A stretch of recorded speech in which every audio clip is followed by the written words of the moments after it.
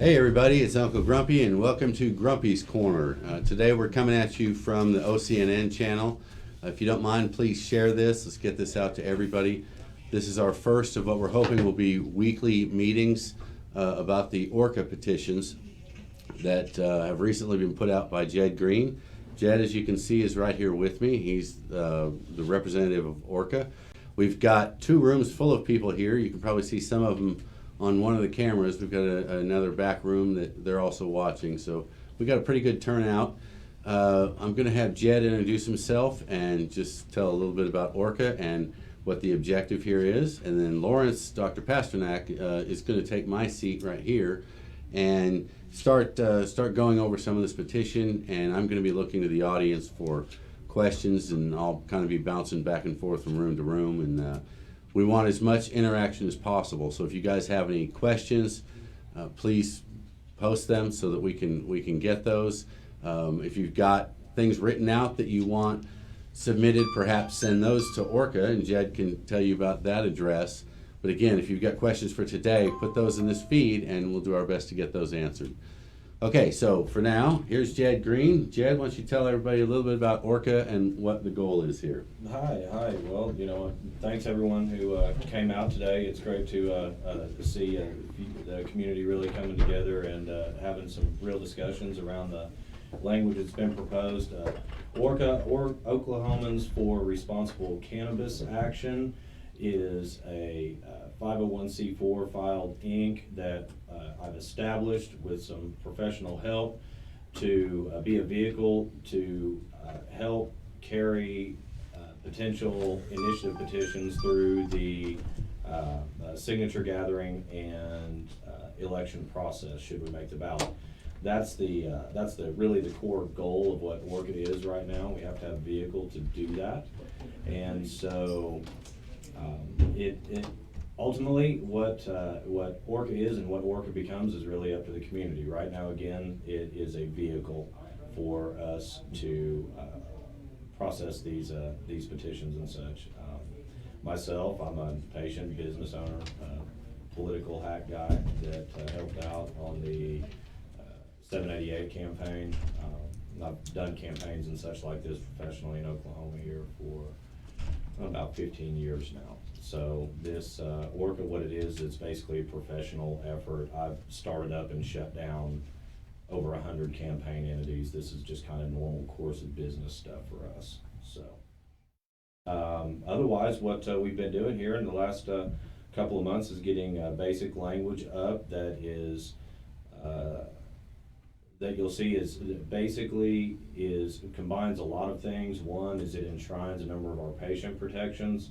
It kind of takes those to a point where we can reasonably be comfortable with.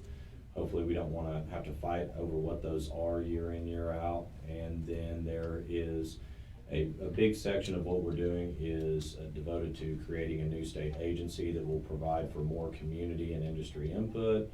Will also provide a lot of transparency in the process, and there's some things that we do to streamline supply chain and bring hemp, the other green plant, which is also cannabis, all in together to be able to hopefully set ourselves up for a really, really good future with cannabis here in Oklahoma. The overarching concept here is we need to clean up the mess to set up for success. So that's kind of an overview on that. I hope that a lot of folks have had a chance to go through language. Lawrence has been a big help on helping go through different iterations and drafts of the language. What we've had a lot here the last month or so are folks reaching out and saying, hey, consider this, I'm having a problem with this, we need to work on that. And so about weekly, for the last 4 weeks, Lawrence and I will get together and we'll say, here's some of the feedback we've been hearing. We'll sit there and hash out, what those language adaptations look like. Those have been some very prolonged and very intense sessions sometimes. Lawrence obviously has a wonderful academic pedigree and brings a lot to the community and to the conversation. And I'm kind of on the other end where I get down into very very common language very quickly, and so working through this together, and again, working off a lot of what is there, and a lot of what we have seen and heard is what's got us. So I really, what I would love to see today and moving forward in the future is simply, we could go through this thing line by line. There is so much to unpack. There's not a really good beginning or end to that in my mind.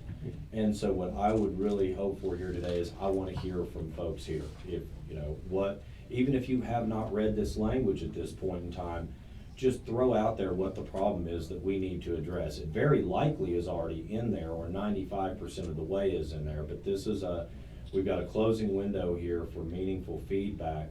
And so even if what we do are really just say, hey, the group, folks watching, either comment now or send in follow-up to orcaok.com, or just holler at someone here. Everyone here can reach me. This is Oklahoma. There's like 1 degree of separation. So if you know someone, you say, hey, I saw that, you need to tell these people this, just keep talking. This is old school retail politics, and word of mouth is the strongest thing we have. So get it to me. Well, hi everyone. I guess my thoughts, similar to Jed, is a lot of what we could do today is look for feedback, look for ideas, and have a discussion. I just thought I would start out by saying something so people can kind of understand how these petitions are working. It might seem kind of unique to have 2 petitions, and let me just sort of explain the strategy with that. I'll hold them up, and you can get copies of them. There are links on the ORCA website, so ORCA.com. I doubt that you're going to be able to, from your computer, see these QR codes and try to click on them or find some way to scan them and access the petitions this way. But just in case, here are QR codes that maybe somebody with tech knowledge could figure out how to pull and make those accessible. These will take you to the live versions of the medical and the full access. So here are the 2 petitions in their current draft form. This big thick one is the medical one, and the thinner one is full access. And so the medical one starts out by a relatively lengthy restructuring of OMA with the purpose of incorporating industry and patient input in the rulemaking process more so than we're seeing right now, as well as that much better transparency than what we have right now. So the first 17 pages of the petition is lengthy because there's a lot of indenting, is about restructuring the regulatory agency. After that, what the medical petition does is it fills out a lot of the patient rights issues that people have felt were lacking or are currently lacking. So dealing with DUI issues, dealing with access to traditional healthcare, making sure that doctors don't deny you treatment, issues having to do with one of the new ones that we added in was a child in school, and how that child in school who's using cannabis for epilepsy and so forth would be able to gain access during school hours, and a whole bunch of other things that people often said, well, we need to fix 788. 788 still needs to be fixed. And so my understanding is that a lot of the rights that we have just were not being recognized by law enforcement, by the various institutions of power around this country, around this state. And so much of the medical petition, in addition to the restructuring of OMA, goes over one after another issue of individual rights and bringing out stronger language to make sure that we have all those protections that we want. That's the medical petition. What the full access petition then does is it takes all of those rights language and simply then repeats all that rights language, and then says that if you are 21 or older, you can purchase cannabis in a dispensary without a patient card. If you have a patient card, you will pay 0 in tax. If you decide to not get a patient card, for some reason or another, you don't want a patient card, you can still purchase cannabis and you'll pay a higher tax rate, 15%. So part of the consequence of that is that 4,000 to 6,000 people in Oklahoma every year since 788 still continue to get arrested for cannabis possession. These are people who, for one reason or another, decided not to get a card, and something happens, they get a traffic stop or whatever, and the police officer finds cannabis on them. The full access petition is going to resolve all that. The full access petition, what it's going to do is going to say, whether or not you have a card, cannabis is legal. If you have a card, you are a patient and you pay less in tax. If you don't have a card, well, you can still buy and possess and grow and do everything, but you're just going to pay at a higher tax rate. So it's a big criminal justice move to basically get law enforcement totally out of the world of cannabis. That's what the full access petition is primarily doing. What it also then does at the end is it has a section called retroactivity that basically says anything that this petition has legalized shall be retroactive, so that anybody in the past who has had a cannabis conviction, if they're in jail still, or if they just have a past conviction on a criminal record, it'll expunge it, it'll vacate the criminal charges, and it'll expunge those criminal charges from the record. And the cost for that, which is ballpark normally about $1,000 of legal fees and court costs, are going to be paid for by the excise tax coming out of the full access program. That's why we have these two separate petitions. And I'd like to, before we get into hearing from folks, I would like to follow up. I mean, this is a big deal. You know, folks, as we've seen with other petition efforts in the past, you know, a huge concern that a lot of us here in the state have is something that we've seen happen in a lot of other states in different iterations and forms, and that is a recreational law comes in and screws up the medical program. And there's a big deep dive that could be done on why that is and so on and so forth. And again, it really deals with state to state regulations and how they set it up.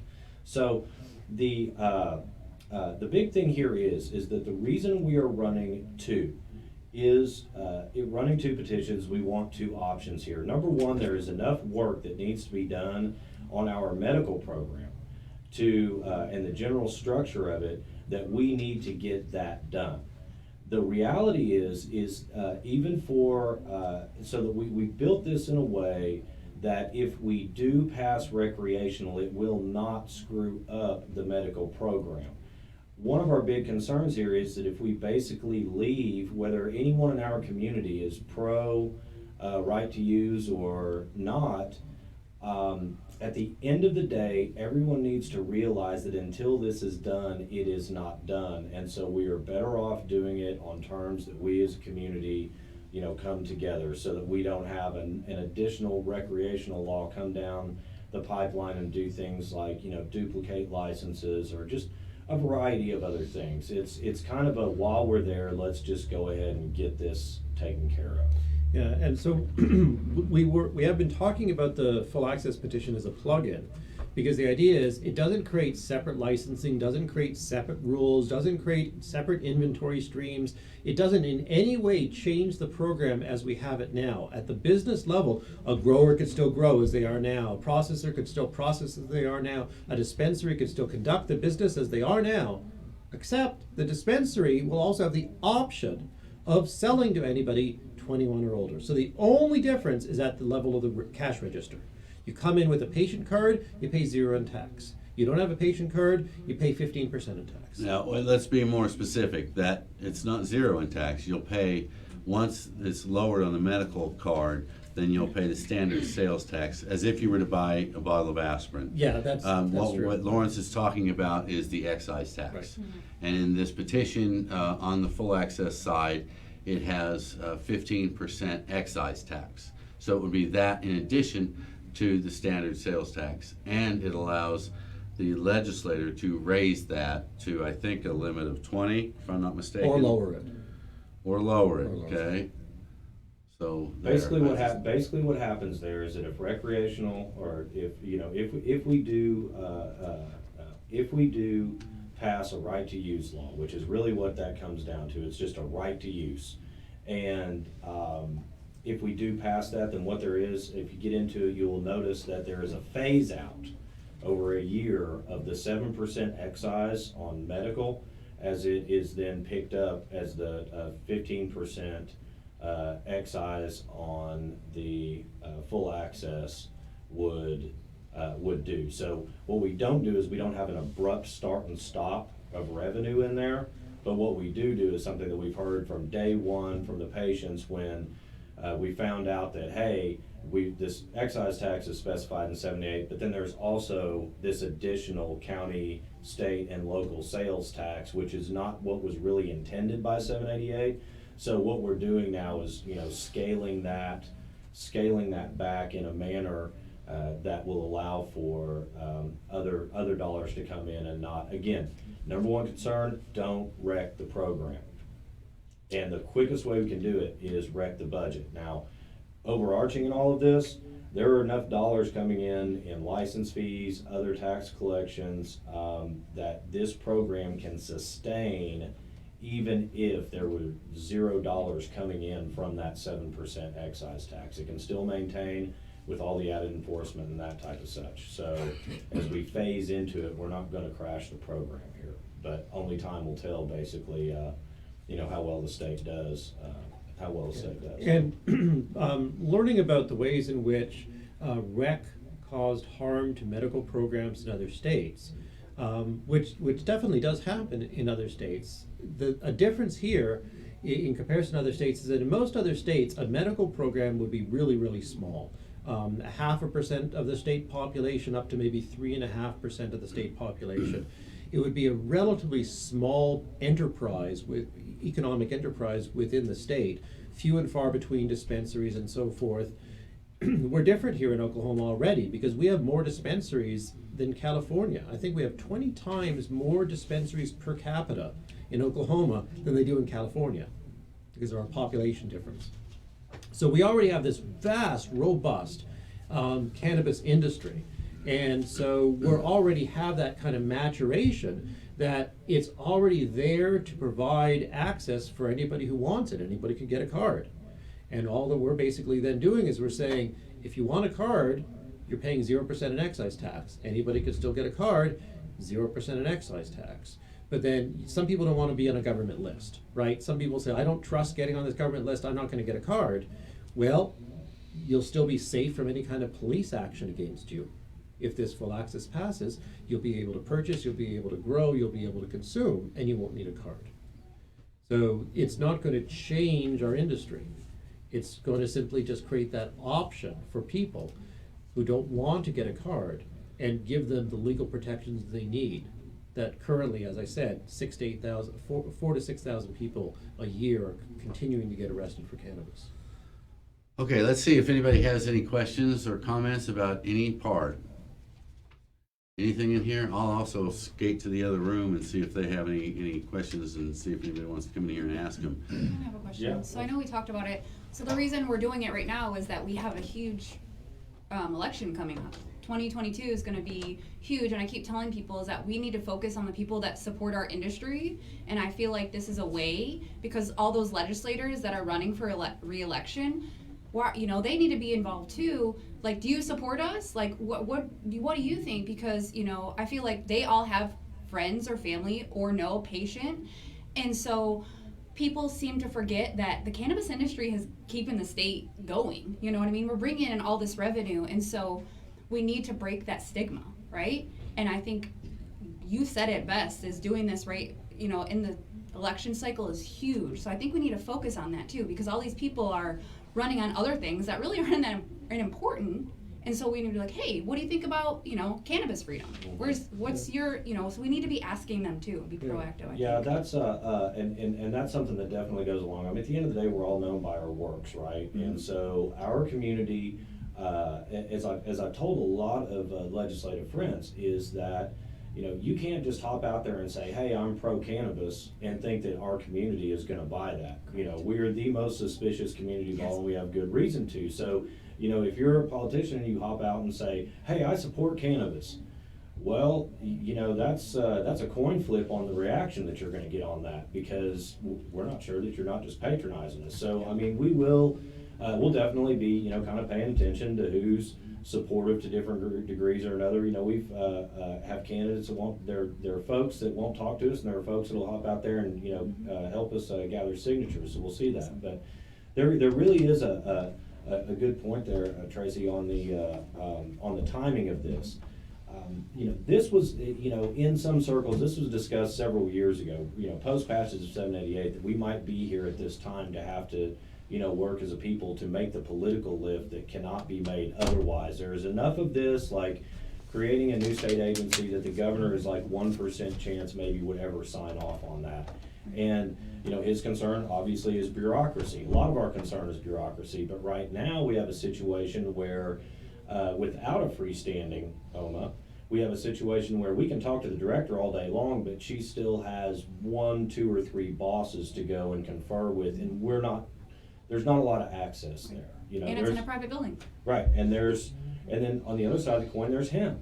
And we have to go through Department of Agriculture there. And so we've actually got duplication, and what this will do is actually eliminate some of that bureaucracy. But yeah, timing is everything, you know, it's a good time, midterm elections are a good time to do this. The folks are really focused on what's going on in the state. It's not overshadowed by, you know, national things. So it really allows us as a community to really get focused and, you know, get focused with the rest of the state of Oklahoma and all candidates for office on, you know, where they might be on this and, you know, that.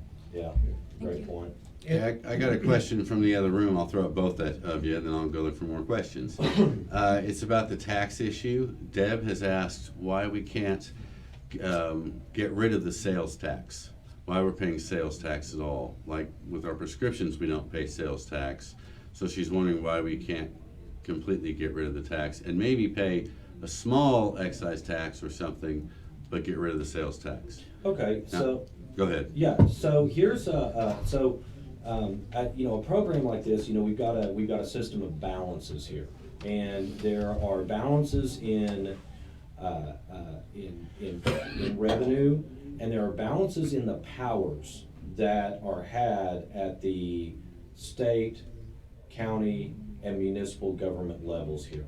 And so one thing that we have seen, and this is something that we address in here, is that we've seen some counties and now more and more municipalities, I believe Pauls Valley, Goldsby just fired up on some good folks. And we've seen this around the country. What happens is that you know, things will be done, overly restrictive things will be done at the local level to either hold back our freedom or to profit directly off of what we're doing. Now, profit is a loose word because at the end of the day, governments and municipalities, you know, there's additional activity going on, there are additional inspectors, there is additional funding that is needed to aid our program. And so the balance here in the taxation, is that we cut off, make it more explicitly clear that, you know, if you're in County A, there is no fee for a certificate of compliance. If you're in County B, it's a $2,000 fee.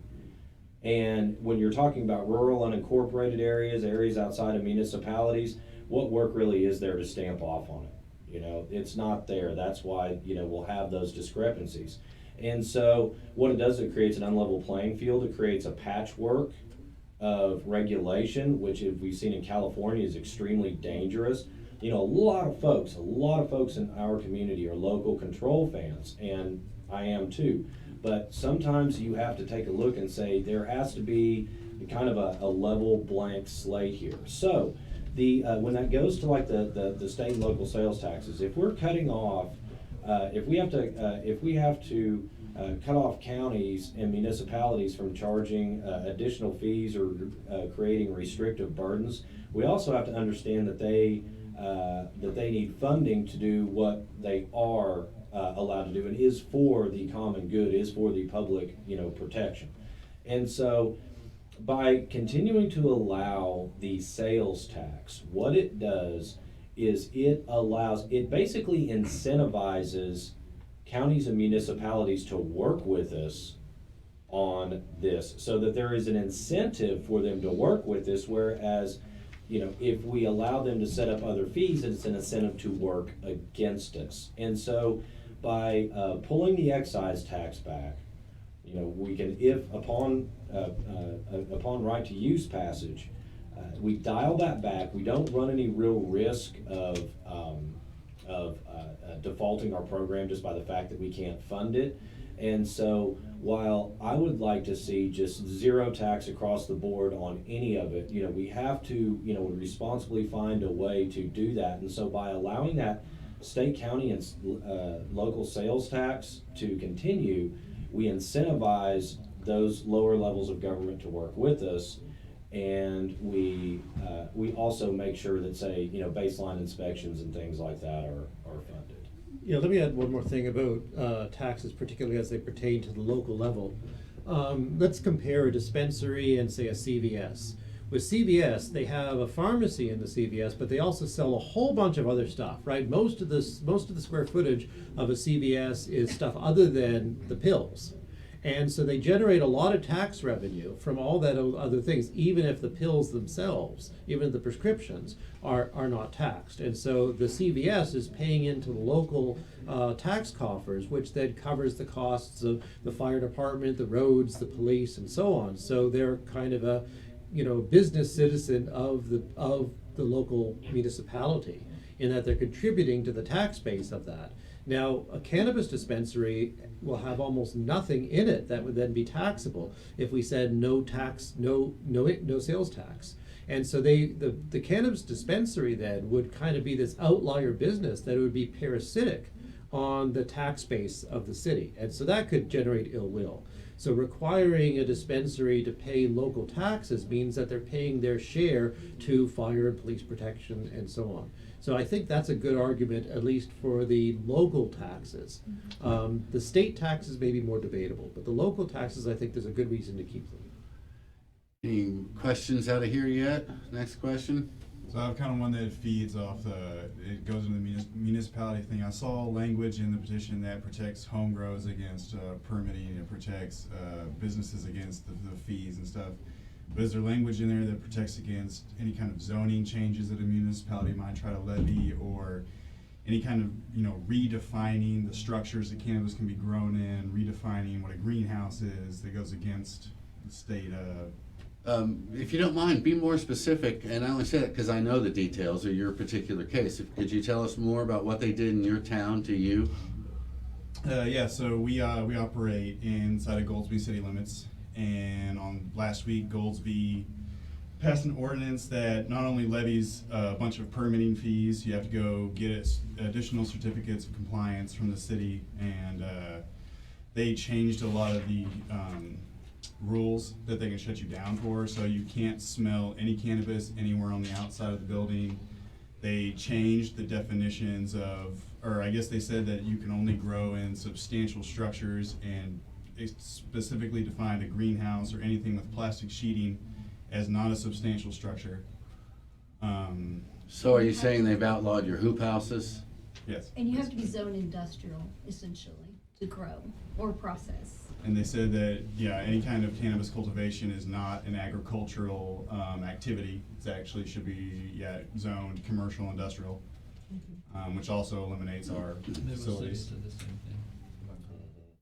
So what do we have in here that perhaps addresses that? Right off the bat in section 4.9, counties and municipalities shall not add any additional taxes, fees, or further charges to marijuana businesses and consumers, with the exception of an increase in county or municipal sales tax rate affecting all other taxed goods. So as far on the tax side, if they want to raise taxes on cannabis at the retail level, it has to be tied to just a generic tax, sales tax increase for like bond issues and things like that. So right there in that section, we've hit that there. I believe that we addressed this again as it relates to home grow. So I know we're covered well there, but this is a section here where, and I'm unclear off the top of my head. I mean, I believe that they're probably foul of where we already are. Yeah. But again, this is the reason when folks say, "Hey, why Constitution? Why?" Because this, and you guys, this is the tip of the iceberg. It's just getting warmed up.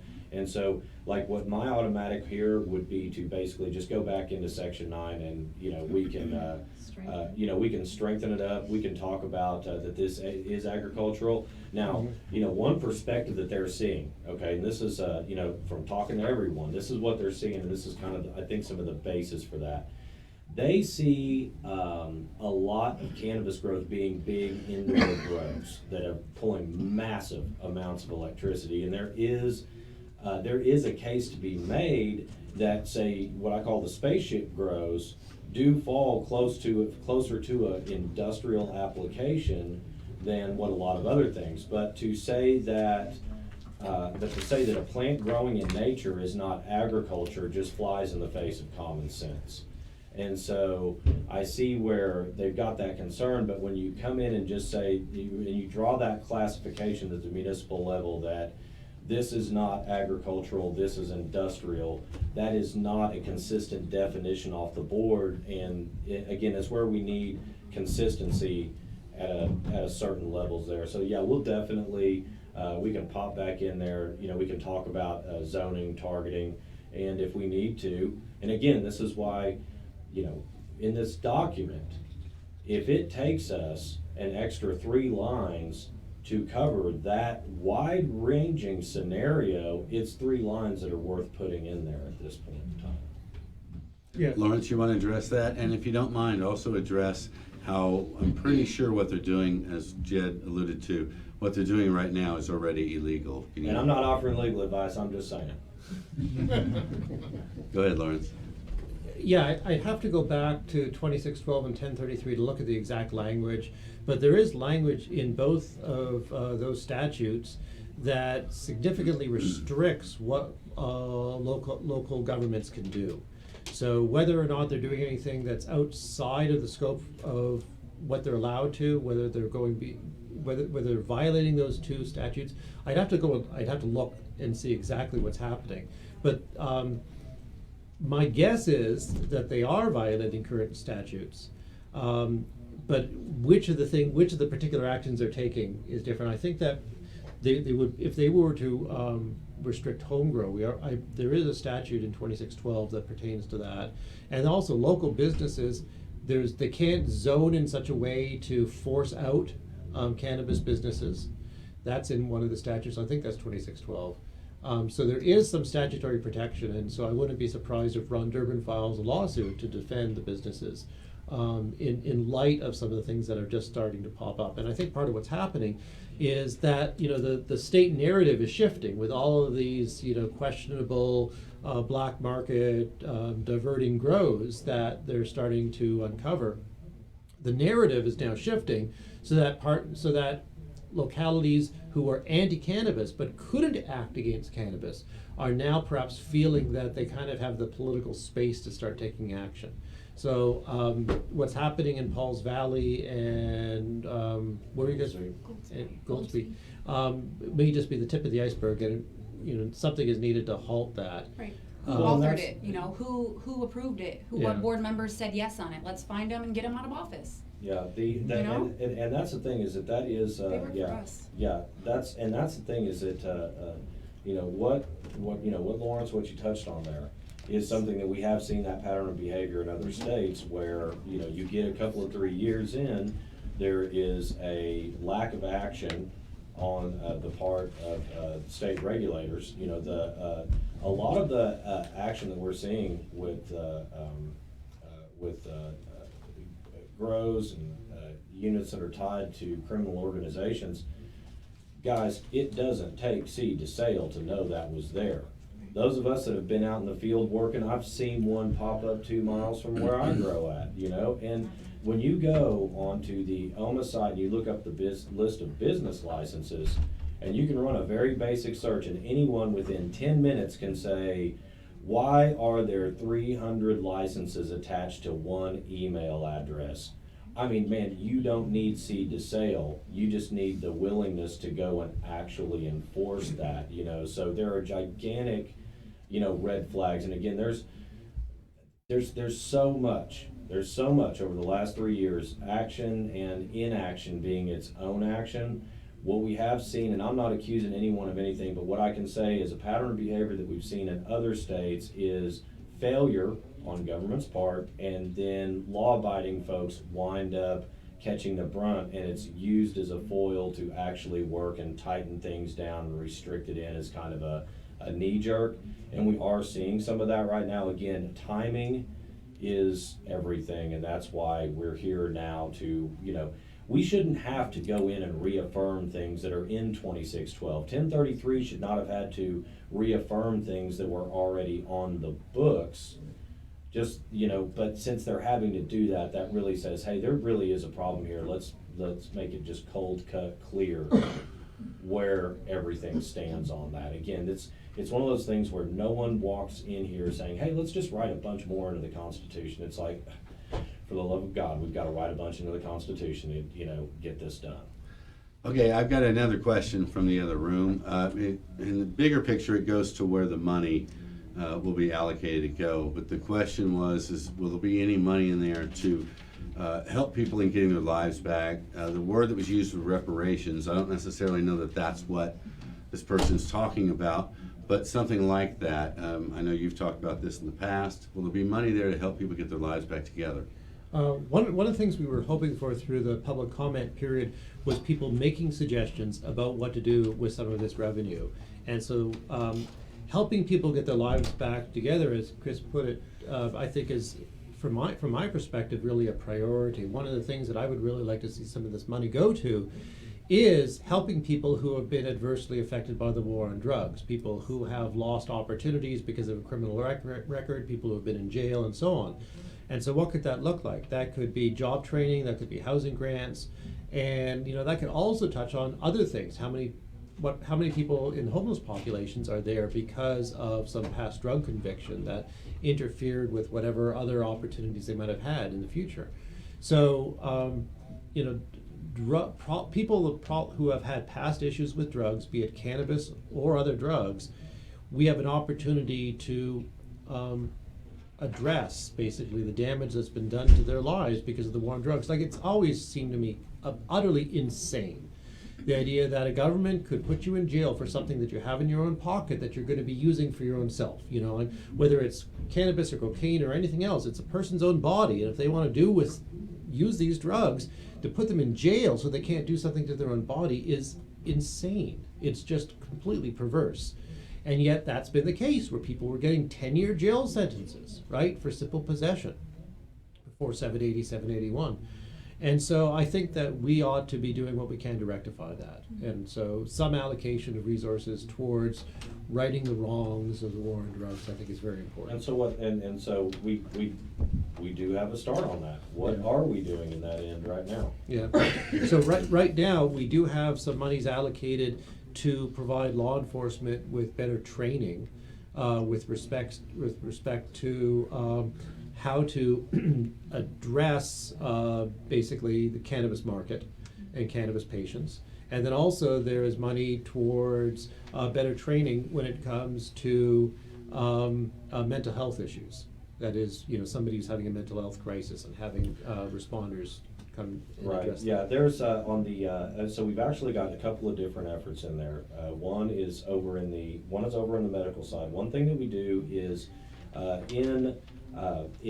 going to be funding our own enforcement. That's what's going on here. And so since we are funding it, then let's order what we want. Mm-hmm. Okay, so let's get into enforcement and kind of how that looks like. So we dedicate dollars to the OBN, who, to their credit of all the state agencies and anyone that I've talked to, those folks have been really responsive. They've been, they've just been real responsive. Mark Woodward's come on Grumpy Show. I mean, they are not scared to talk to us. So, and they've been helpful. So here's basically what we set up. We're going to fund the OBN. That was part of what went through 1033. And when I say we fund OBN, we fund their enforcement action of this. One thing we have to keep in mind is that upon federal legalization, there becomes a big hole in exactly who the enforcement arm is in this. So we set that up, and we basically set up to say OBN's the one that's going to basically be responsible for enforcement at a certain level. Here are the dollars to do that. Now, this is not a blank check to the Bureau of Narcotics. We have conditions. And so here come our conditions. Our conditions are, number one, we want a report of how those dollars are spent. Number two, we ask OBN to build a course that would then be required as a mandatory minimum of law enforcement officers in the state, a 4-hour course each year to keep all law enforcement officers appraised of what the current program laws are and what patient rights are. Right now, CLEAT has a certain level of education that's required. I believe it's like 24 hours, but it can be satisfied with one class, the old Reefer Madness class. So they can do that class if they want to, but we're going to mandate, and we lay in, here's the funding for it, here's who's responsible for teaching it, we want to report on it, okay? So OBN would be able to do that and provide that through CLEAT. Additionally, we require that we provide dollars to the Department of Mental Health and Substance Abuse, and they are to formulate a program, an education that is taught through CLEAT, that again is a mandatory minimum, that talks about mental health response efforts on the part of officers. So we go to those 1, 2. One thing also to consider is that with the large number of unlicensed and just illegal grows that are out there and operations that are out there, guys, there's $100 million or more of assets. $100 million that's about to go through forfeiture and seizure. Okay, that's a lot of money. And what happens is basically the DAs, from what I understand, is that the DAs work to be the referee to divide up those dollars to whatever law enforcement agencies that were involved in it. One thing that there was kerfuffle about was Senator Inhofe's request to bring $4 million in from the federal government. Guys, look at it this way, that's an investment. They see those dollars sitting out there, and if they chip in, they're gonna basically wind up getting their piece of the pie. Now remember, this isn't like them seizing my $500 when I get busted with a joint because I'm a contractor and I get paid cash. That ain't drug money. That's not what we're talking about here. And this is going down in real time. This is happening. And so what the concern here is, and what we address directly in this, is that as a function of their part of being of the board, that we want to report that OBM is going to be responsible. Again, if they need someone that basically works with DAs, sheriffs, everyone to gather that information and bring it back, well, we're paying for that job. If someone wants, get someone in there to do it. So what we want is transparency here. What's that going to show us? That's going to show us, and it's also going to show our legislators, those who help fund these and it's going to basically show where the money is going. Did what XYZ Sheriff's Department hit a payday, and then that local county and those voters in that county can say, hey, are our sheriffs doing what they ought to do with those dollars? So we want to get some transparency coming on. It's kind of like one of those things, like let's look at this. While we're giving OBN the dollars that they need to run the program, if they come before the board and say, well, over the course of the last 12 months, we have brought in $15 million from proceeds of this. These are just random numbers I'm throwing out, but when the scale is as big as it is, it's not wholly impossible, then the board could say, well, guys, does that cover what the cost of enforcing the program would be for the next year? Do we really need to allocate these funds? So those can be transparent questions that our legislators, everyone in that board can be involved with. So that money's not going to just kind of quietly disappear into departments and then say worst case scenario come back as like tanks, with big sirens and shit on them. So I mean, sorry, law enforcement guys, we're just going off of some things that we've seen. So we just want to make sure there's transparency there. So that's the whole point. In the way that we're directing this is we're directing some identifiable dollars to programs and things that we know will help, but then also, working for transparency through the rest of it. Okay, I think this gentleman here, I think you had a question, didn't you? I had a question, but it goes way back with politics. Well, I wondered if anybody had checked with perhaps the friendliest politician out there, Connie Johnson, to see if we can coordinate with her. I've spoke with some people at her campaign. I think we all know her and people at her campaign. I prefer Bruno, but Well, and one thing, here's the thing I want to be abundantly clear about what ORCA is and what ORCA does. Okay, it is set up as a super PAC and it can play in elections. However, it's a single purpose unit, and that is for the support and advocacy and education of cannabis. Now, yes, we will be taking notes, and a lot of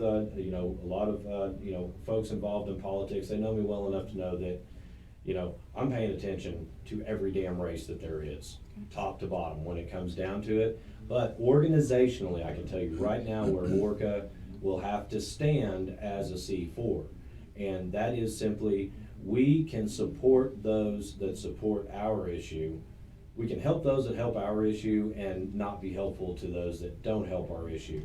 But what it really looks like is we are not a candidate support or oppose PAC. We will not come out and attack a candidate, and we will not come out and openly support a candidate. What we can do, however, is voter education, and we can say, here are your candidates.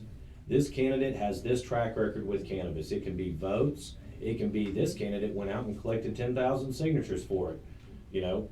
Then that's simply what we do, is just make sure that everyone knows exactly where folks stand. So, we're likely to have 3 pro-cannabis candidates. We can't pick and choose. We're not going to get into that fight, but what we will make sure that we do is that everyone knows the record.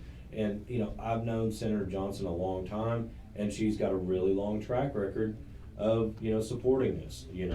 I know that other folks that are starting to run for office now have gone out and gathered signatures for 788. That will be noted in what's going on there. So again, we kind of have to, we have to write a line. We are here to work with everybody in the community, whether people like each other, don't like each other, whether they're running in races against each other. Again, it's really, really all about education and advocacy, and that's what the petitions are, is just a step one advocacy moment for us. The goal with the people that are running for office needs to be to get them to support our ideas and us to remain neutral on them in the public side. That would be the best way to come out of that. We have a question from the other room from Christy Winkler-Kane, and what she's wondering about is what might happen with the certificates of compliance in light of these petitions. She notes that she gets visited by the same people, I think she says 2 times a year, and she has to pay for these certificates. We have in section 4, paragraph 9, it says, counties and municipalities shall not add any additional taxes, fees, or further charges to marijuana businesses and consumers. So in theory, they could still do a certificate of compliance, but the cost for that, based upon section 4.9, couldn't be borne by the marijuana business. So if we're paying taxes, right, then it could just be understood as coming out of those tax dollars, unless, of course, we wanted to create a carve-out to give municipalities at least some fees. So again, this goes back to, and again, that was the same section we talked about where we talked about potentially adding zoning in there. And again, this also ties back, they get sales tax dollars. It does not cost that much to do a certificate of compliance. It does not cost that much for inspectors. So basically, again, that's where by leaving the state, local, and the state, county, and municipal sales tax in place, Right. that is how we were able to say, there are your dollars for doing whatever inspections that are outside the course of typical building code inspections. Like if we're doing a build out, we've got XYZ inspectors, you file your permit, those inspectors come out. There may or may not be additional fees on those inspections. Typically they're not, it's all part of the permit process. And so what we're doing is saying, no guys, this is business as usual. You can assume this, there's revenue coming in that does cover this, and the more you work with this community, the better off you're going to do in that regard. And so yeah, that's the deal, is certificate of compliance, it's incongruent, it's a bad pattern, and if it continues, it shouldn't be going on right now, and looks like, again, we've got some hot spots, so we're coming back at it again here in 4.9. We have another question in here yet? I'm curious, I'm not in the business, so I don't know business stuff.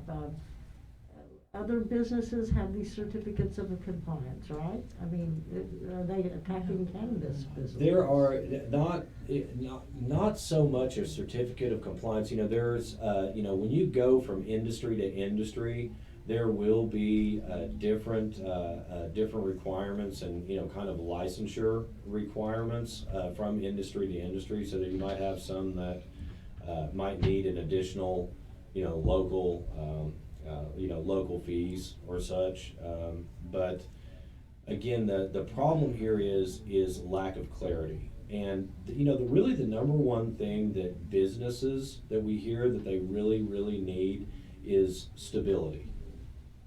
We need this program to quit flopping around. When we're chasing and the heartburn of what's happening in legislation now, when we're chasing it around is an unstable environment. And you can't, one thing in this is a big thing in this is that ties in to consumer protections. Is first thing, there are not actually real consumer protections available on individual consumable hemp products. They don't have COAs like we do, but you can buy smokable flower in a lot more places than you can a dispensary. So there's a hole there, right?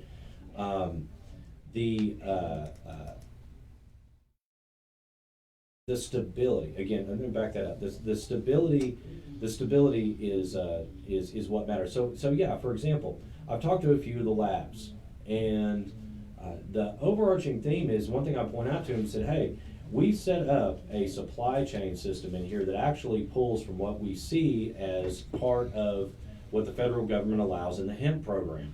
There is a methodology for product cultivation and tracking when it comes back in that basically right now we are actually doing roughly 80%. Well, first thing to know is that only about 40% of the product that's going through is being tested right now.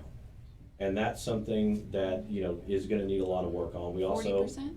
40%. 40%. Yeah, 40%. It's actually trackable in what goes through. It's amazing some things that are paid attention to and not. But but we've got that. We've also got a low efficacy rate at some of the labs. So that's its own issue. But here's the number one thing. And this is where, again, this is a community. Business and patients are a community together, in my estimation.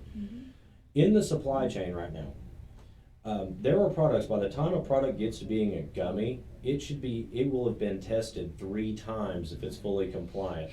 It's ridiculous. For the purpose of consumer safety, we need roughly 80%, we need roughly 15% of what is mandatory testing right now, and we can still provide for consumer safety. We actually line out what those interactions are that sets up that chain and how we talk about product testing. So the number one goal, patients. Let's make sure that there's consumer safety. But let's take a look at it. What's the cost? For example, if an outdoor grow, a scaled outdoor grow can produce for $20 to $30 a pound, which is wholly possible, okay? A lot of this might go to processing, broken distillate, isolate, and becomes a true medical product in inhalers and rubs and such like that, okay? So right now, test round number 1 doubles the cost of the medicine right off the bat. And so we actually go back through and address that. And so what we're doing is, I was asked a question earlier, does this set up businesses to make more money? Well, maybe it does, maybe it doesn't. It depends. Do those businesses are they then able to pass those savings along? Also, when we talk about effective regulation, we talk about, keeping diversion down and, kind of those black market type things. The easier we make it for businesses to check in product, the more likely they are to do so.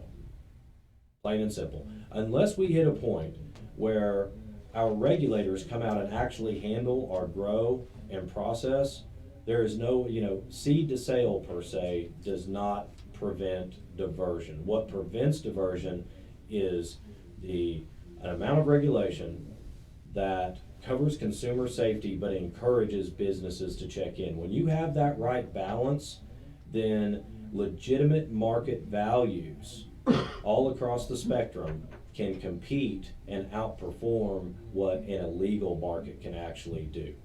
It is possible, and so, but you've got to start with that very fundamental supply chain. And where that is built off of, and this is a key point in this, is that the way this is set up, at the moment that we get movement federally, Oklahoma is in position. Plain and simple. We are in position. We're pushing this out to where we can by federal bounds. And then, one thing that we saw in the federal law that was recently released is a deferred to states' rights. One concept here has been that at whatever point in time it does go federally legal, they're going to defer to the state program just like they did hemp. and there's gonna be an implementation period in there. If you think about it, there is no other way for the federal government to allow for this product and allow for this industry and not defer to the systems that are already in place. Okay, I have a question. Yeah. I'm curious, I understand that's all part of the revamping of OMA, creating its own agency and some of the regulation. If that's also great and wonderful, why is it not also in the full access petition? Because it is, unless we duplicate the medical into that, then it's basically this. We could put it into the full access, and what we would do is we'd have the full access petition would be the same size as what the medical would be. Now, we could put language in there that would, for the sake of saying the same thing in the Constitution twice, it would basically say unless upon duplication, that it would do it, so it would actually cut it down. But it is, that as well as all the rest of the agency structure is not currently in the right to use petition, because it's duplication of pages, and we can get it done without having to have those extra 10 even as a print cost during. But that's just only if both of them pass. That is correct.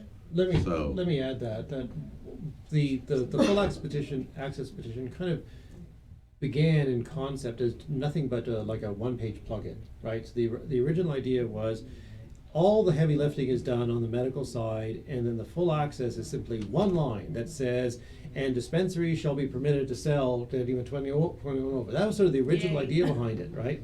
But then what we thought was the patient protection language that got all sort of bolstered up and strengthened on the medical side, we should put that into the full access as well. And then the retroactivity, as you know, so that anybody with a past criminal record. So it kind of got longer, but the thought also in terms of not bringing in the whole restructuring of OMA is to kind of give people more choices at the voting booth, right? Because, you know, this community is not necessarily going to be the same as what the general Oklahoma voter will want. And so if the general Oklahoma voter says, look, I think it's time for us to go full access, they could vote for the full access one, but then they'd say, look, I don't like the restructuring, or they might have, who knows, whatever it is. They might just have issues with the medical one, but they're fine with the full access one. So by having that difference, it creates just sort of more possibilities for success, as I see it, at the vote.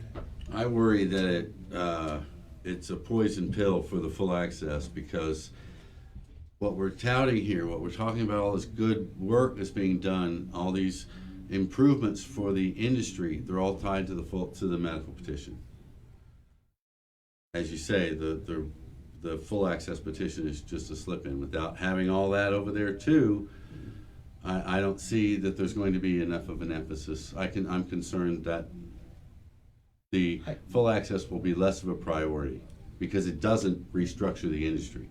So for me, full access is more of a priority, right? You know what I mean? So I think For we need me it is too. Right, so we need to find those people, and do you think, I mean, I think they should both be approved, obviously, but do we find our people, right? Do we, hey, we have this recreational petition team, but hey, this is what else is going on. Like, they both benefit the people. So I think you're right in that, and I think we need to find those people, because some people are gonna be, oh, I don't wanna touch the medical stuff, but I'll touch the recreational stuff for you. You know what I mean? I think that's definitely important. Yeah, it sort of became sort of a legal technicality issue as to why the full access one repeats all the patient rights. Mm-hmm. In part, it's because we couldn't simply say, we got just lots of legal input on this, we couldn't simply say, whatever that other petition says about our legal rights, that's gonna be here too, because then when anybody signs the petition, unless they've seen the language of the other, their signature for the full access one is invalid. So they have to sign off on every kind of legal change the petition is going to make, and we can't then simply say by reference to another petition. And so we had to put that language in. And I still think the idea is that there will be some people who basically say, look, what we already have is full access, so let's take the lipstick off the pig and let's call it full access, and they'll vote for the full access. There'll be other people who will support full access on the pure issue of social justice. And so there's a contingent of the population out there that will be very comfortable with full access. But we have this big 25-page heavy lifting restructuring of OMA document that I can understand that there'll be some contingent of the population who are more wary of that. And so when it comes to the campaign, you know, Chris might be worried that ORCA or whatever successors to ORCA who run the campaign won't give enough attention to the full access. And I don't know whether or not that'll happen, but certainly I will be saying a lot in favor of the full access. I'm sure Chris will as well. Well, look, no, it's not just that. I'm not necessarily worried about the campaign tanking that particular petition. It's that we'll lose a whole bunch of people because there is an enormous amount of both patients and business people who have issue with the way the industry has been treated by the government. And they're going to want to support this idea. But then they would But- presumably vote for both, Hopefully. right? Because if what they want is the medical, right, then the restructuring of OMA on the medical, then they have the chance to vote for that. If they also want full access, right, then they have the chance to vote for that. And so if they say, look, I like full access, I'm gonna support for that, but I also want that OMA business to be all fixed up, then they'll vote for the medical one too, so. Well, it's a concern. It's a concern I have. No, It- it's a legitimate concern. Here are the two things that I'll say. The number one thing is that this, you know, our community needs to be concerned about reaching out to the rest of Oklahoma. You know, you know, that's the number one thing. You know, we're stepping up and we're not just, you know, we're not complaining, we're stepping in with solutions. We know, and so that's what we've got to do is go out and talk to folks. Now, when you run, you know, polling and surveys are going to show right now that support for a right to use language is going to be 42 to 44%. Okay, that means that we've got a hill to climb there. And there are some additional things that we're looking at doing over on the right to use petition to give folks more incentive to go ahead and support it. There are a number of arguments, you know. The number one thing the hurdle that we as a community have to clear coming out the gate is that right to use will not screw up medical. That's hurdle number one that has to be cleared. We've cleared that, okay? We've got that done. Now what we've got to do is say, hey, rest of Oklahoma, or in our own community, let's all get on board with both of these. I can tell you this, any effort that I am directing is going to put equal, there is no petition left behind here. You know, if I'm putting my name on something and this organization, as long as I'm the director, comes out, we're coming out firing. Failure is not an option on either. But because of that, that's why I'm very realistic and, you know, and stepping into the role that I'm holding now for our community is to make sure that all that calculus gets done going through. There are some things that we need to continue to do over on the right to use side that I think will make it really, really, really hard to say no to. And one thing that we'll have to get out to the rest of Oklahomans and talk about on that side is, you know, we need this whole thing to settle down. Until we get this done, it's not going to settle down.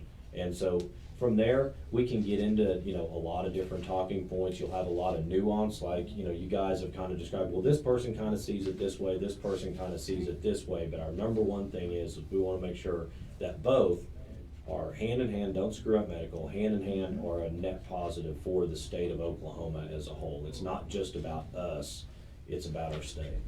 And I'm like all about freeing the lead, but as far as like being around the medical community and hearing their stories and hearing how just making recreational would hurt, you know, the lab testing and the trials and the kids, I didn't know that, you know what I mean? And so I think that's part of it is, yeah, I want to free it from the government, but I don't want to hurt the kids or hurt all these things that we've got to do in the last 3 years. And I think part of that is educating the people who just want to just free us from it. Right. Yeah, let me Educating. let me bring this up Because because we're doing a lot of research on Yeah. children, Right. pediatric patients, and we want them to continue doing the research Right. and people to get educated about how endocannabinoid system works. yeah. And that's why we're setting up for research and funding and, you know, funding that to, you know, make it, you know, to really, you know, it's another thing about this.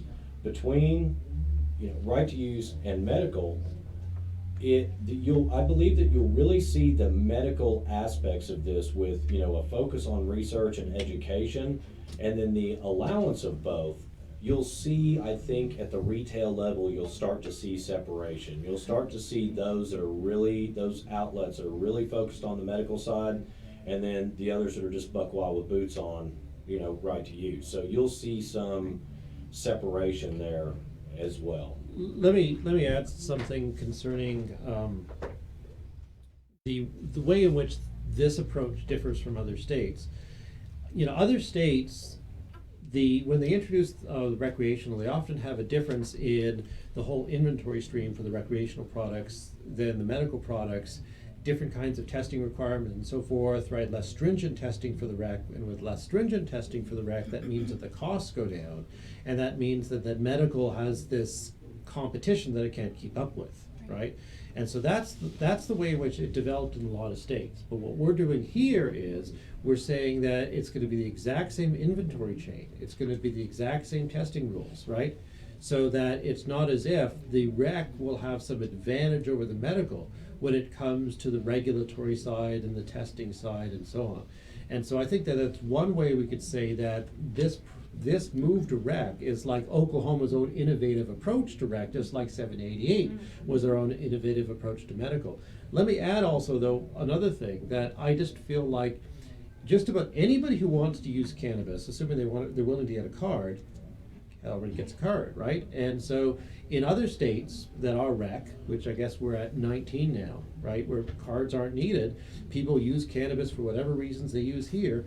Anybody could use cannabis there. Anybody could use cannabis here if they get a card, right? So we're satisfying the demand out there for people who want to use cannabis, who are already people who are accustomed to cannabis, who were previously regular users of cannabis and so on. So many of the card holders are already the people who are familiar and comfortable with cannabis. Not all of them, of course. Some people are new to cannabis and get those cards, but a lot of them, because we have 10% of our state, right, who have gotten cards. Who's not using cannabis right now? A lot of people who are conservative, a lot of people who have never used it, a lot of people who might have tried it when they were teenagers and not since, and they're not going to just go off and get a card, right, not knowing anything about cannabis or if it'll help them, and they're not just going to go off to get a card because they used it way back as a teenager, right? That they have to find some way to sort of move into cannabis, and if the only way they could access cannabis is by getting a card, they're just going to stay out of it. But if we'd say, you don't need a card, just come into our dispensary, try the ointments, right? Try the high CBD products, see what helps. That's going to bring in new people who are looking for medical benefit. And right now, it's all very, very few dispensaries have any flower that is CBD dominant, like a 3-2 CBD to THC strain. Almost no dispensaries have anything like that, in part because most people who are looking for flower are looking for the high THC. If we actually had full access and the card wasn't needed, my hope and my expectation is that we're going to end up seeing a lot more interest in the higher CBD options for the elderly patients, for the patients who aren't looking for any kind of psychoactive effect, for the conservative folks who just want to basically say, my elbow hurts, can I find something to help it? So I kind of have this hope, because we already have such an open medical program, that by getting rid of the card requirement, it actually is going to make it more medical.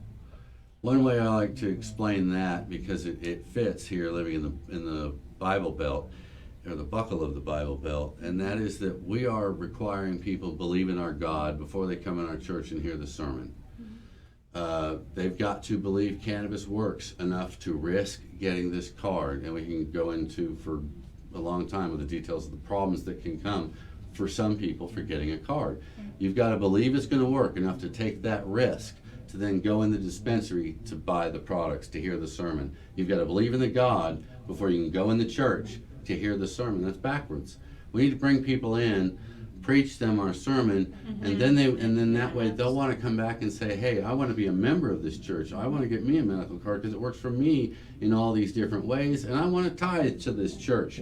And there you go. And so for me, I sit in the veteran community, and all these guys over 60, right? And so they don't want to try it now because they don't have the card. But once we change that rule, and I'm like, hey, let's go smoke a joint. It's legal. Yeah, I bought it, but you're over 21, right? Just like we would share a pack of beer or a pack of cigarettes or whatever. It gives it it gives us the freedom to mingle in a way where the government isn't involved if you're over 21. So that's what I really like about it. I Yeah. do. And think about also, you know, Have a in conversation. Yes. in Set Around over a with beer. a joint, Yes, yeah. set over a beer. Like, I mean, we for used to have real. these conversations a long time Yes. ago, passing a joint around. Yes. When Colorado had legalized full access, there over basically a 4 or 5 year period after they legalized full access, their patient card holders dropped by about 25%, right? Which is not a huge drop, right? It's a bit, but it's not, you know, it's not like nobody had a card anymore. Now, one thing we could imagine here is because if we have a 15% tax rate, 15% excise tax if you don't have a card, and a 0%, right, excise tax if you do have a card, here's a scenario. Somebody who has never tried cannabis comes in, buys something, they pay that 15%. Not a big deal because they're just trying it, right? And if they like it and they want to become a regular user, then they say to themselves, I can save 15%, right, this point onwards, and I'm going to get myself a card. Because in all these other states, they're with qualifying conditions, it's hard to get a card. For us, with no qualifying conditions, you just got to basically spend $25 to have a 3-minute telemed, right, and then pay $100 to the state to get the card. And then for the next 2 years, you get a 15% tax savings. So anybody who ends up wanting to spend more than $500 a year on cannabis will end up wanting to get a card here. So we might end up seeing people more card holders than we even have now. Because there'll be some people who have tried it and never want to use it again. And there'll be some people who use it so infrequently their purchase rates are under $500. But if we can get people in the door to try cannabis, and all these senior citizens and other folks who have just never used it start discovering its benefits, then that tax saving will be significant to them and will motivate them in due course to get a card. And all they have to take is a gummy, or they have the cream, or all this stuff, because before it was legal, all it was the flower, and now we have all these options, and I think a lot of people don't realize how many options there really are. Because I know I find a new product almost every day that someone's talking about. Yeah, You know, again, it goes kind of to the overarching concept of, you know, we want folks to have options. Yes. You know, we want folks to have as many options as possible, and hand in hand with that, we also want to be able to provide educational resources so they can make good choices with their options. Mhm. Well, we have a question from the other room. Jed, do you want to address it? Protections from any more monopolies such as Metric. So Section 8 deals with that. Okay, so, yeah, protections from monopolies like Metric. You know, screw it. I mean, I don't know if this will come off as a legal opinion or not. I really don't care. Okay. Here's the thing: is that what was set up, from what I've read, you know, that was the basically metric monopoly that had been set up in the original contract. You know, we can write whatever we want to, but if, you know, there's gonna be flagrant violation of at least the spirit of the law, like, I don't run OMS, we don't run OMS, all we can do is, you know, hold that accountable as it goes on. But ultimately, I think there is definitely language in here, and it's not intended to say, to go after metric, but we do get into product tracking in here, and we talk about how that, you know, starts in the field or in the grow, and how that rolls forward. It's not so much about metric. I mean, metric's just not that special. No seed to sale company is. What we're doing is dealing with this at a higher level before we get to that minutia of what that program looks like, and simply to say, in the supply of this, here's what makes sense to actually track the product as it goes. So, you know, we provide for that in the degree of that there is consumer safety. Now, you know, that would be a state-sanctioned monopoly. As far as monopolies, so on and so forth, again, when we don't, on at least the medical side, when we have the low bar of entry to licenses possible, it's basically going to be impossible to set up a monopoly in the state of Oklahoma. Even if you did, at the point you start ratcheting prices up, it's still open for others to come in. So, Yeah, let me add something, because I think there really is some very specific language that helps protect the program against monopolies like Metric. One is that in Section 8, Paragraph 2, there's language that has to do with the process by which businesses might bid to be a contractor with the state, so that when in Section 8, Paragraph 2, if a company were to bid to contract with the cannabis agency, that has to be reviewed by the cannabis agency board, right? So instead of it being done behind closed doors with the executive director, if the agency is going to sign off on a contract, it has to be approved in the light of day through a public meeting by way of the Oklahoma Cannabis Commission Advisory Board, which will contain patients and industry experts. Totally different, right? Totally different approval process than what happened with Metric. So it puts it all up into the light of day and has the population of businesses and patients have a say with regards to whether to accept that contract. That's one thing. The other aspect of it, same paragraph, it says, the selected state vendor shall not assess any additional costs to OCC license holders beyond fees paid directly to the Oklahoma Cannabis Commission, or provide services to the private sector aside from what is required for regulatory compliance by the OCC. So basically what this says is that once the vendor is approved, they can't charge the business licensee any amount. Yeah, whatever the cost of that system is gonna be, take it out of the tax money. Right, exactly. Should be You know, absorbed. it's taken care of. Whatever that cost is, it's covered. It's okay, but don't, come back. And again, when you look at, especially, someone that grows, the tags that are required on plants, when, say, OBNDD doesn't even consider this basically a product until it's a cured, dried product. I mean, it's a plant before that. When we look at the way it's done federally, there's no plant tags on hemp. It's fundamentally ridiculous to have that in there as a step. I mean, let's say that we really get to scale down the road, go and load up the cotton planter and go out and just like planting wheat or cotton, go out there and plant 3.3 million, marijuana plants over the span of 100 acres. No one's tagging that. It's literally impossible. I mean, it throttles production. It throttles our ability to basically set up as an export economy down the road. So let's get it back to common sense.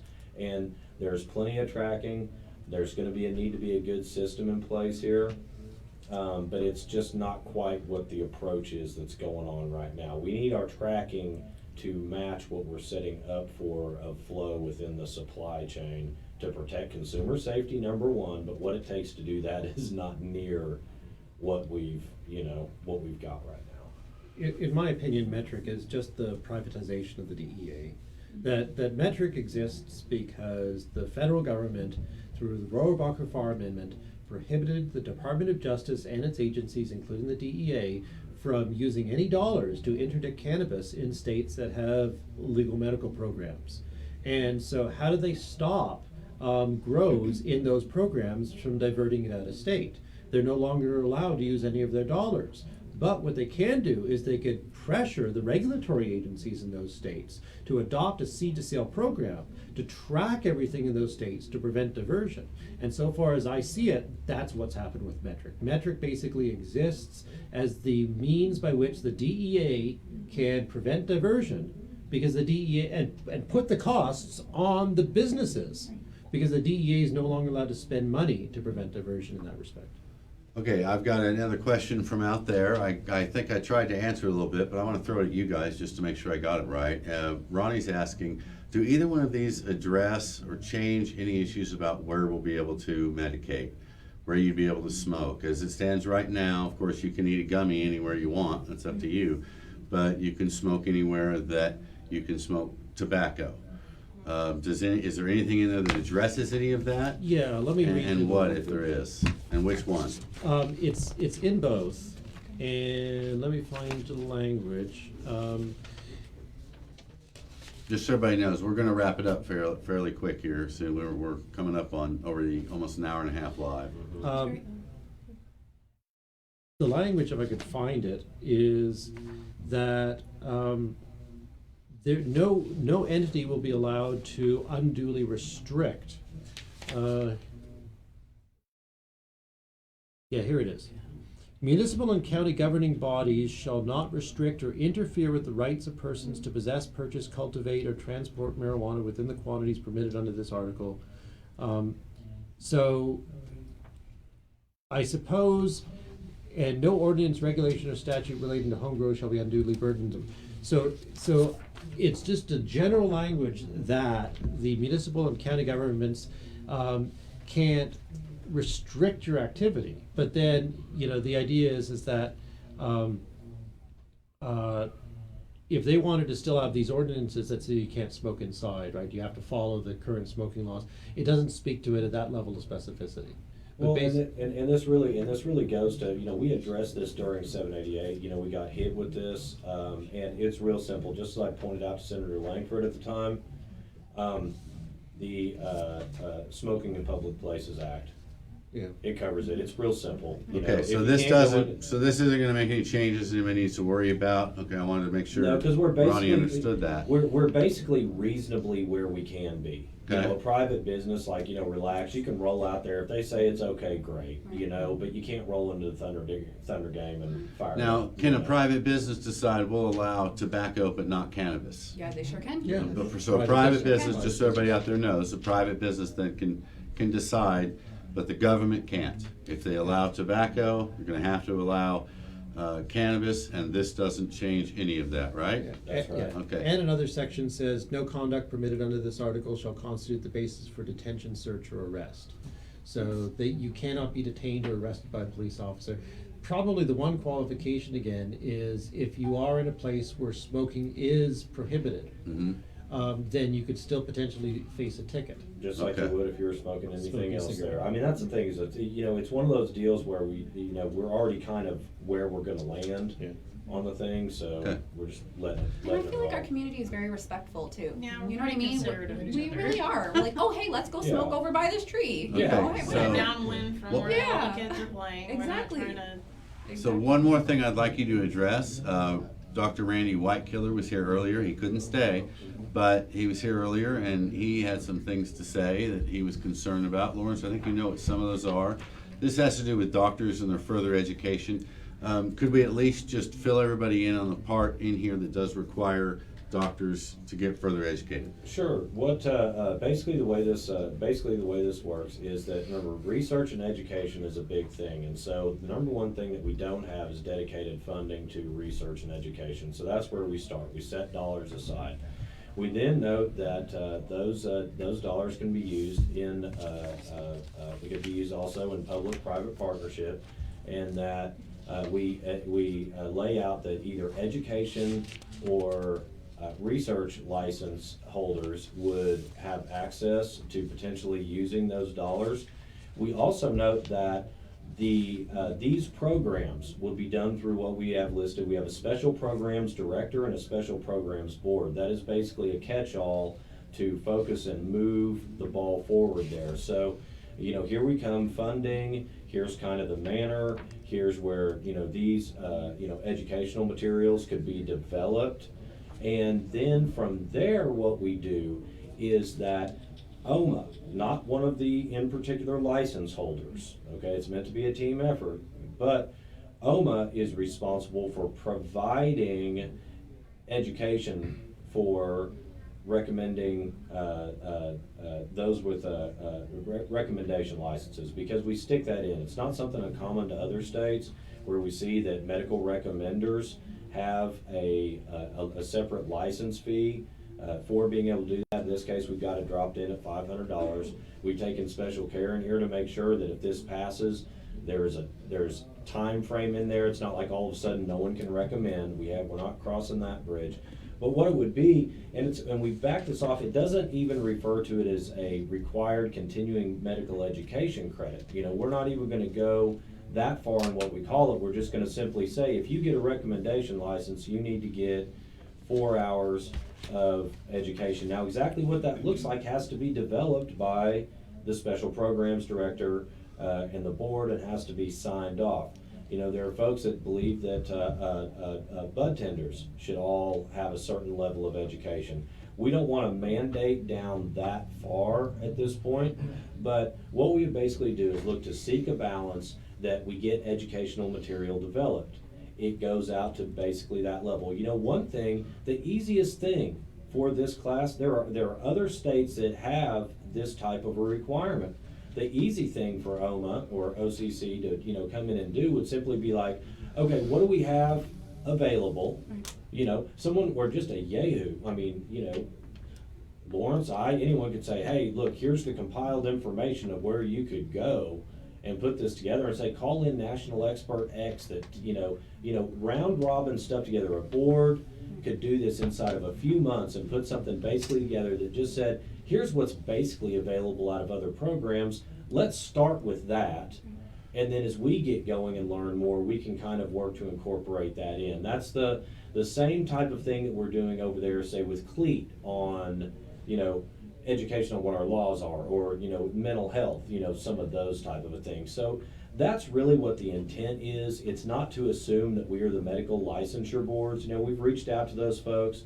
We kind of see what's going on, but we need to have a vehicle in place that just starts to produce this information. Then we kind of leave it up to the board down the road to, you know, continue to do that. And there's going to be funding available. If we see strong public-private partnerships pop up, then, you know, that could do some good things. I mean, for example, if those materials were made available and said, this is what OMA's putting out, believe you me, ORCA functioning down the road would take that information and just in its own nonprofit sense, just try to proliferate it all over the damn place. And just to fill that in a bit, the majority of medical states around the country do require some kind of physician education in order for them to be recommenders.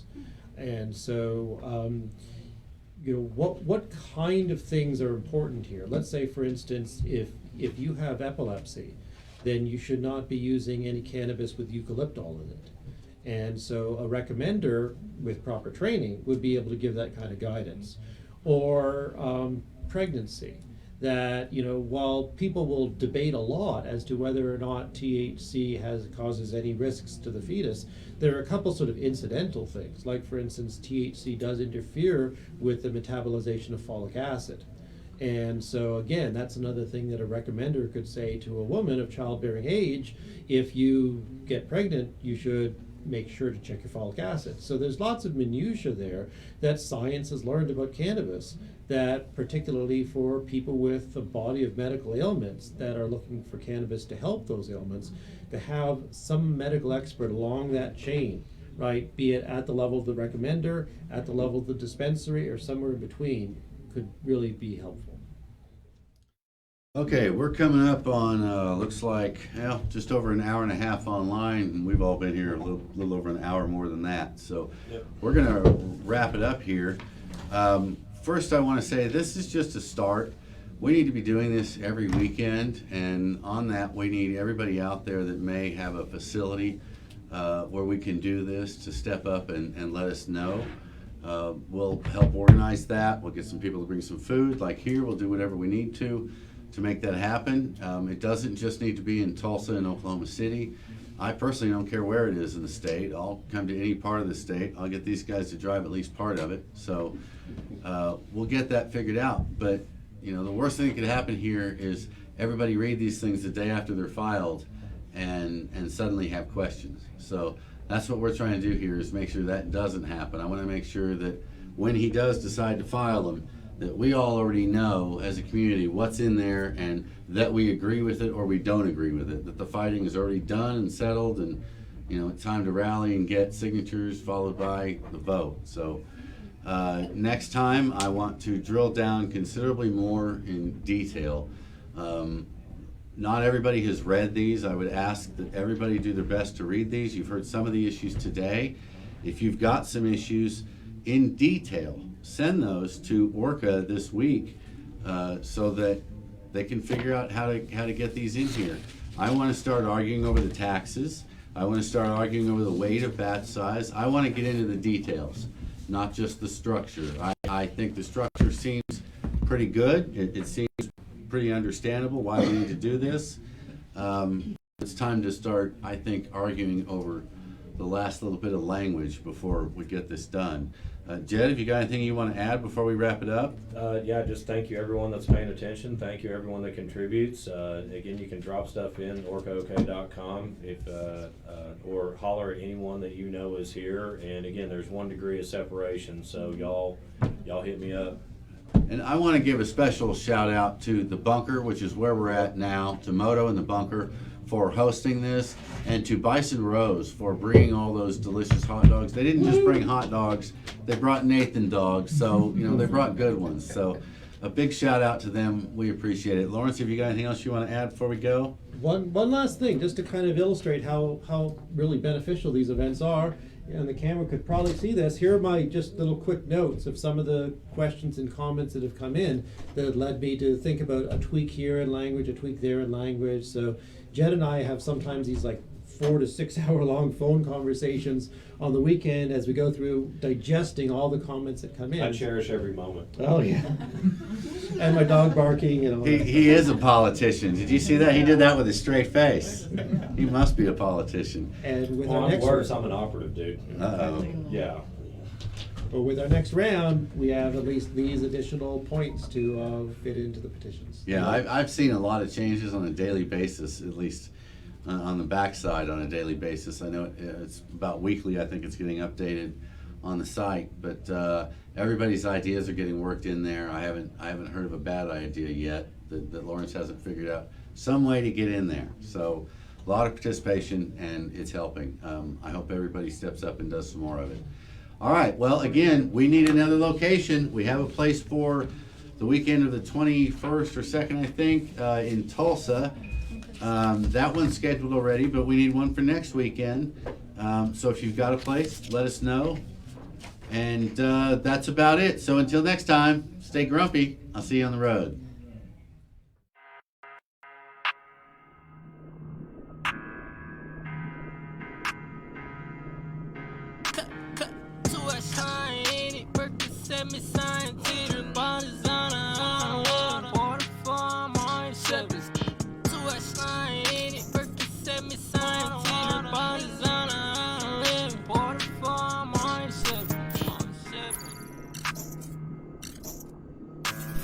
Water whipping, water dripping.